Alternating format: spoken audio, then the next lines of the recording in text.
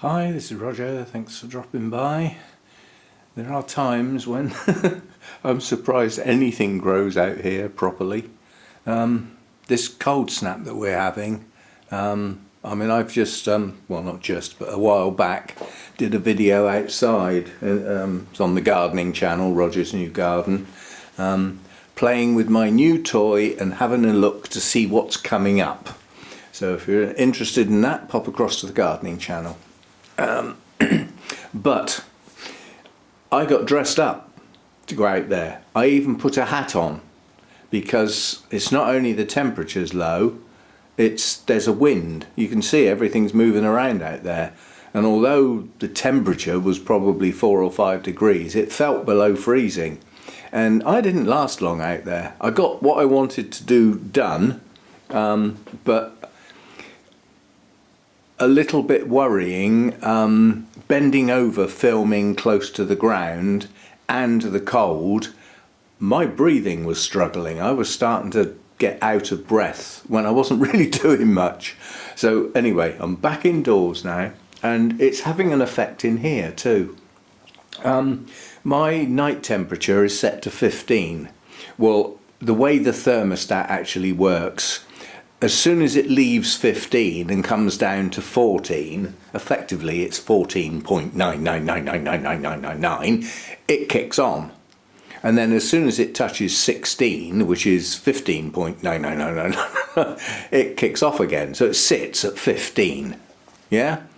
And with this door open and my heating on all day, I'm only managing to get 16 or 17 degrees. So I haven't even got a full 2 or 3 degree differential between night and day temperatures, and that's all I can do at the moment. Luckily, it's in this period that I've declared winter, where I actually want the plants to appreciate the short days and the cooler temps, and adapt themselves to believing it's winter, so that when I turn the lights back on and start raising the temperature, they'll think it's spring. But they have to believe it's winter before they'll accept the fact that I'm forcing spring on them. So that's where we are now. Yesterday's video was an experiment, which I didn't tell you what it was. We will reveal all today. Now, as an experiment, it was successful, but it was a failure. How can it be both? The experiment was to put the word spotlight and the name of a plant in the title of the video. And hey presto, nowhere near the same number of views I'd expect from a video. Very low view count. So from a video's point of view, it was a failure. From an experiment, it was a success, because it proves the point that spotlight videos on my channel don't work. And as a consequence, they're running the channel down. So they're not going to get done. But the idea on Sunday of adding a spotlight to the end of the Sunday chat kills two birds with one stone, because it doesn't degrade the Sunday chat video, which is normally quite successful, but it still allows for spotlights, because some people do enjoy them, but not enough to make them a standalone video. We won't be doing it again. So we proved the point. That's what the experiment was. Roger playing games with you to see, well, to prove the point that, the spotlight videos don't work on this channel. They may work on some other people's channels, but they don't work for me. Now you could say, well, it's the choice of the plant. Well, yes, it could be. But, these are the plants I've got. Anyway, we have a new bloom, which I'm going to have to let go of the camera to tuck underneath, because it's not fully open. But the Paphiopedilum is open enough to be able to have a look. And I'm going to get a silhouette now, aren't I?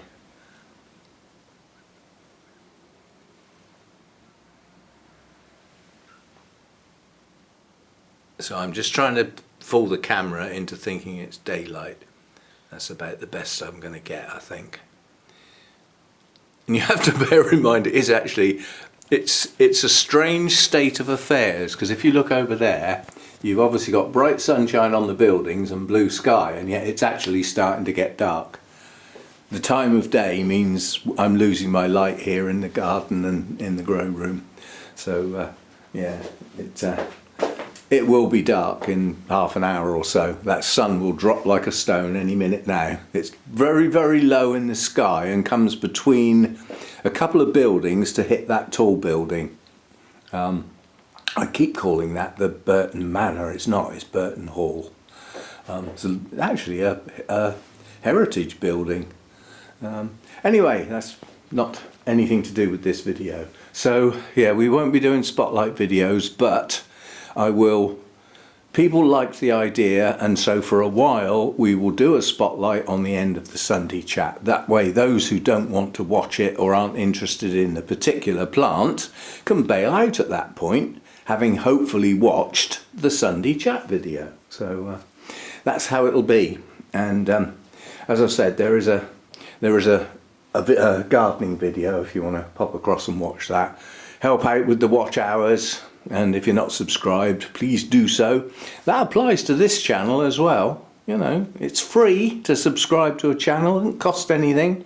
Just tick a box, and it helps the creator of the channel grow their channel, which is everybody's aim. None of us want to have a channel that goes backwards or downhill.